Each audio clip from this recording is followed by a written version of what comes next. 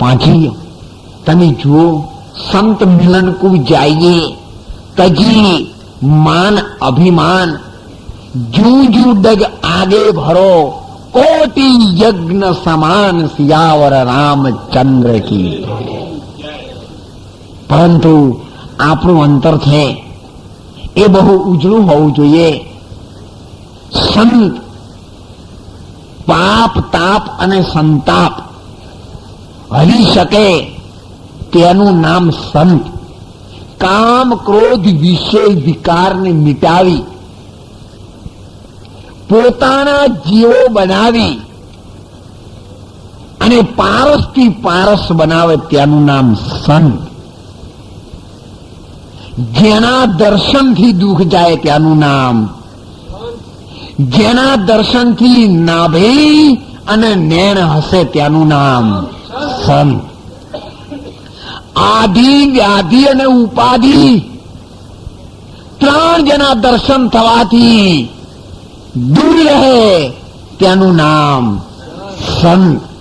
ભૂત ભવિષ્ય વર્તમાનમાં જેના આચરણમાં અને વર્તમાનમાં ક્યારે ફેર ન પડે ત્યાંનું નામ છે સંત.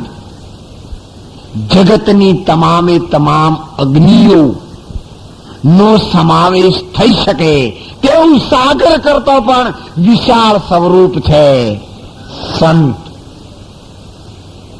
જેનો વેદ કે વાણી ક્યારે અંત ન પામી શકે તેનું નામ છે સંત. સર્વના અંત આવ્યા પછી શેષ પદ રહે તેનું નામ છે સંત. જે ભૂમિકાઓ પર તમારી દ્રષ્ટિ જવાથી જાતિ જ્ઞાતિ નર નારી જગતનું કંઈ પણ વસ્તુ ન દેખાય અને એકાકાર સનાતન બ્રહ્મ દર્શાય તેવી દ્રષ્ટિ ઉપર પહોંચો તેનું નામ છે સંત. તમારા સ્વરૂપમાં તમે જ્યારે મસ્ત થાઓ તે સ્વરૂપ છે સંત. જેના પગલે અને ડગલે દર્શન કરવા જાઓ તો એક એક ડગલા યજ્ઞ કરતા પણ વધારે ફળ અર્પણ કરે છે અને એવું પરિણામ લાવી શકે છે તેનું નામ છે સંત.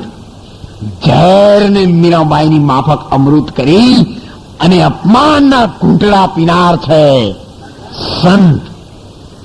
ધરતી કા કાગજ કરું લેખન કરું बनराई, 7 समुद्र की शाही करूं, पर मेरे हरिगुरु संत का गुण लिखा न જાય એવા સ્વરૂપ છે સંત.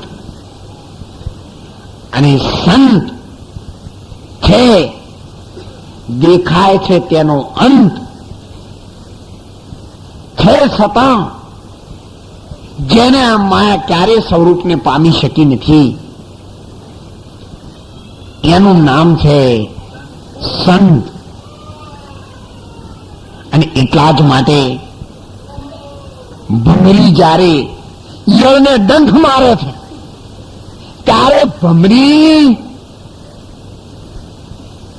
એની ત્રિવેણી વચ્ચે જ્યારે ઝેરનો ડંખ મારે ત્યારે ઓલી ઈયળ છે ને એ ઈયળ ભમર બની જાય દુર્લભ એવા સંતને. અને એટલે સંતોએ કહ્યું છે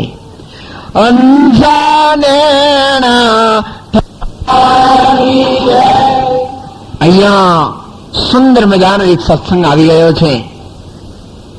નેણ ઠરે એટલે બધાને ખબર પડે, પણ નાભી હશે છે કોઈને જોયું?